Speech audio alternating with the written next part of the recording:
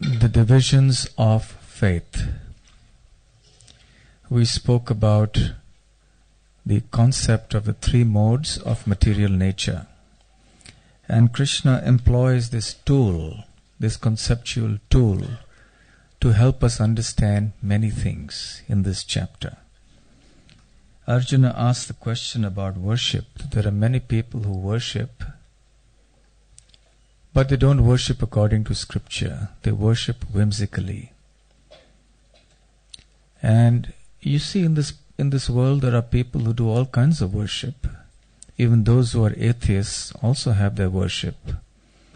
They worship football stars, music stars, rock stars. They may even worship scientists, maybe not really putting them up on the altar, but for them, for all practical purposes, they follow them. It's innate nature to worship, to look up to somebody and respect someone. It's human nature. When we find somebody with some exemplary qualities that are inspiring, we want to look up to them. Then Krishna explains, yes, the varieties that we see in worship exist because of the different modes of nature. Those in the mode of goodness have a certain kind of worship, those in the mode of passion have a worship, and those in ignorance have another kind of worship.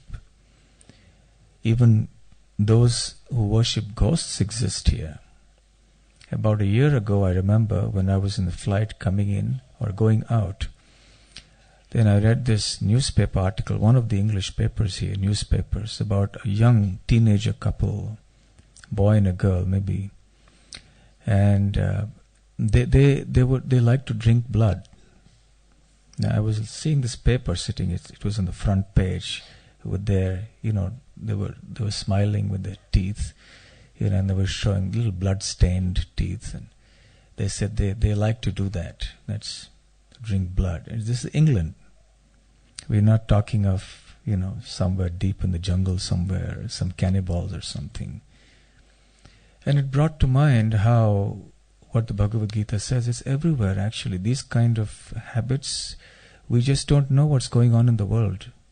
What kind of things people do, we are in our own worlds and we go about our own lives. But yes, you have all these things going on. In India too, we have people who practice all kinds of black magic and worship the skulls, and so that's called worship in the mode of ignorance. There are others who worship various personalities for some material gain, for name and fame and prestige and so on. And there are those who worship out of a sense of duty. So Krishna analyzes worship according to these modes. Then he analyzes charity according to the modes. Charity that is given out of a sense of duty, without expectation of any material reward, to a worthy person at a proper time and a proper place, is charity in the mode of goodness.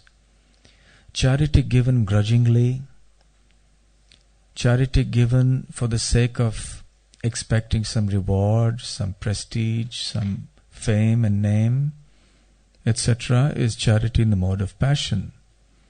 And charity given without regard to the worthiness or otherwise of the recipient of the charity, given at the wrong time, the wrong place, for the wrong purpose, that's charity in the mode of ignorance.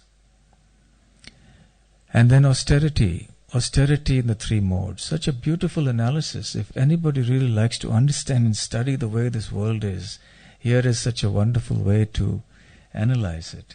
Austerities that we perform, the sacrifices we do, the foods that we eat.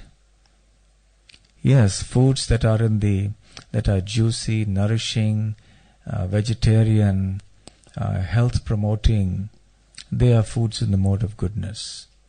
Foods in the mode of passion are those that are too salty, sour, pungent, bitter, and so on. I like to share this anecdote that when I first became a devotee, I was given charge of a certain temple to oversee the affairs. And I had freshly read this verse that said that food that is salty, bitter, pungent, etc. is in the mode of passion. And as we were all brahmacharis, renunciant monks living in the temple, I figured that we should have foods that are not in the mode of passion. Salty food is in the mode of passion. That's what Krishna says in Bhagavad Gita. So I asked the kitchen to stop putting salt in the food.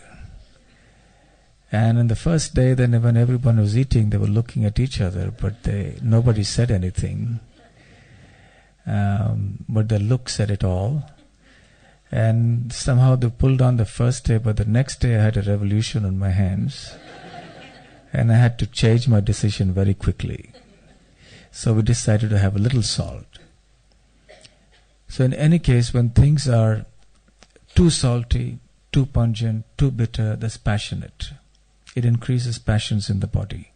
Similarly, when foods are stale, products of violence, decomposed, as all sorts of non-vegetarian foods are, then they promote ignorance in the mind. They also create a sense of violence in the mind.